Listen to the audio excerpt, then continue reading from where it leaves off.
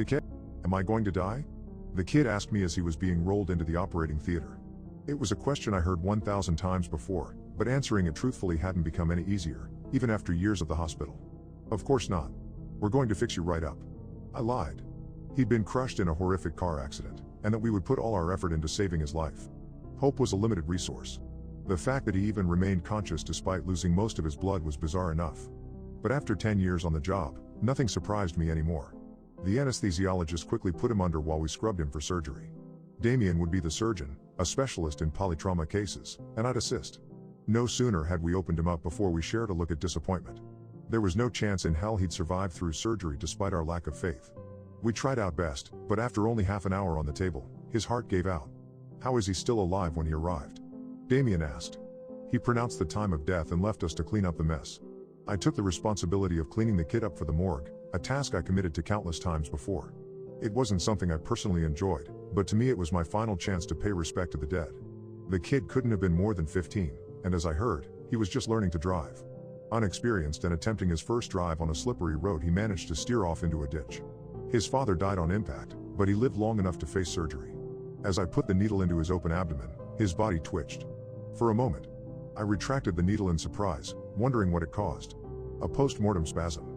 Then the boy suddenly gasped for air as his eyes shut open. He let out the most violent scream imaginable as he suddenly returned to life. "Help me," he begged with a guttural voice as I stumbled back in panic and slipped onto the floor. I called for help when the rest of the team came running into the operating theater, each panicking as they witnessed the dead boy scream on the operating table. His spine was fractured, so though he yelled in agony, he could do nothing to move.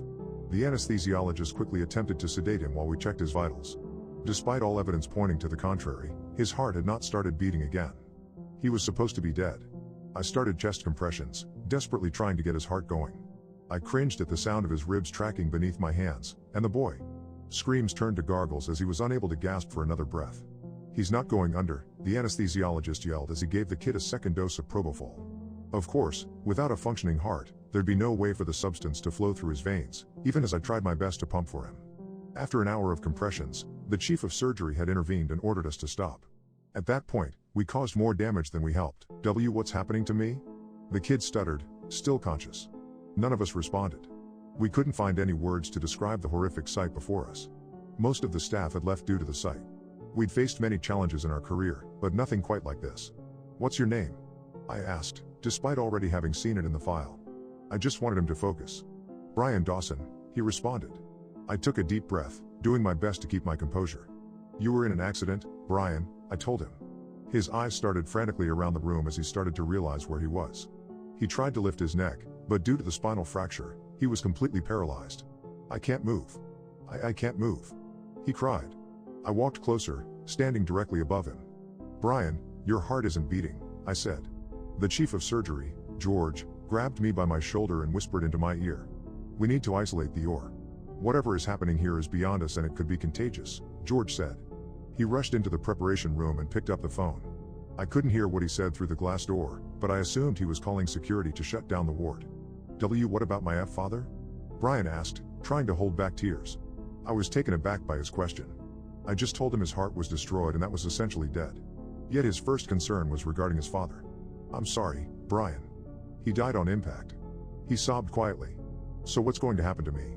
I'm going to die, aren't I?" he asked. I didn't know what to say. I'd never been in any similar situation, so I just gave the only answer I thought might be of some comfort. "You're not alone. I'm staying here until the end."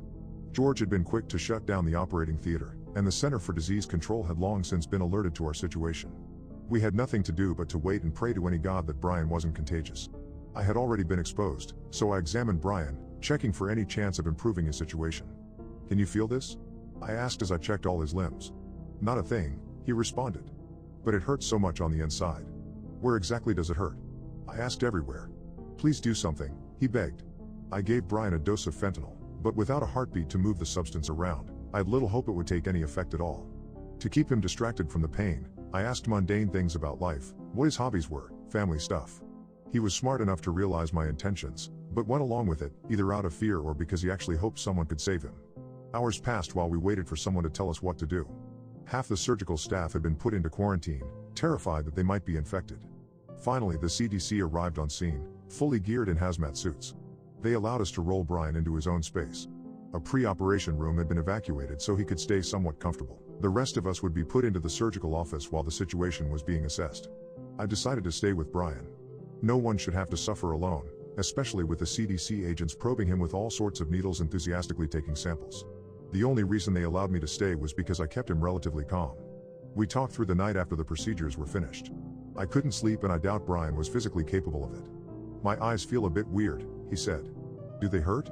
No, the edges are just kind of blurry. It's weird. I left to talk to George, who was still working around the clock, calling around and making sure the other patients were redirected elsewhere. What if we put the kid on a heart-lung machine? I asked. George put the phone down for a moment inside. Then what? He has no functioning liver, his aorta is cut into pieces and his intestines shredded. Even if we got him a new heart, he'd never survive. George responded. Just keep him company while you can. I knew he was right, but some of my professional knowledge was put aside due to the insane nature of the situation. Dr. Brian shouted. I rushed to his side. I can't see, he stuttered. I pulled out flashlight and examined his eyes. Both pupils were unresponsive and his eyes had started to almost deflate, which was one of the stages of decomposition. Brian had started to rot. Please, I'm so scared. Brian was a brave kid, but he started to lose his composure, just like everyone else in the ward. I kept talking to him, but the inevitable truth was that if he kept decomposing, he'd soon lose all his senses while being conscious to experience it. As horrible as it might sound, I begged that it might finally allow him to pass on. We kept talking. I asked him if there was anyone he wanted to call, but as I already knew from the others, Brian's mother had died during childbirth, and his father had been in the same accident as himself. As we talked, Brian's voice kept getting louder, as if he was struggling to hear. Are you hearing me all right? I asked. What did you say? Brian yelled. His hearing had deteriorated within minutes, going from impaired to deafness. Before I could even begin to help with him being blind and deaf, we no longer had a way of communicating. No matter my attempts, I couldn't comfort the dying kid, and the CDC quickly decided that my presence had become unnecessary. Brian kept screaming in terror and agony after I left for each passing second. His own body started digesting itself and nothing we could do would take the pain away. By the morning his screams had been silenced. I barged into the room, much to the dismay of the agents. Brian was hooked up to hundreds of cables, monitoring his heart, brain, muscles, and vital values. Of course, his heart showed no activity, and the decay had progressed to shut down all his muscles. He had quieted down, not because the pain was gone, but because he wasn't able to scream anymore. The only part of his body still working was his brain. What the hell happened? I asked. Get him out of here, one of the men demanded. The other man complied, but went outside with me to explain the situation. You don't have to worry about it being contagious. We'll lift the quarantine in a moment, he said. He looked weirdly somber as he spoke those words. What about Brian? What will happen to him? He's still conscious, but has no respiratory function anymore, so we have no means of communicating. The brain was still alive, blind, deaf, and dumb. He had to suffer in loneliness, unable to die. How long does he have to suffer? I asked. We'll know more when we move him to our specialized facility. The senior CDC agent demanded that his colleague kept quiet before they could tell me anything else they left with. Brian covered him in an airtight capsule so no one would see the horrors that had just occurred within our surgical ward. As soon as the quarantine was lifted, I headed home to write up my letter of resignation. I had a well-connected contact within the CDC, but upon trying to get more information, he claimed no such case had even been presented to them, that no one had ever been admitted to their facility under the name of Brian Dawson. About a month later, a lawyer accompanied by a doctor showed up at my door with a bunch of documents, all regarding doctor-patient confidentiality. The lawyer looked tired, worked down to the bone as if he made many such trips before.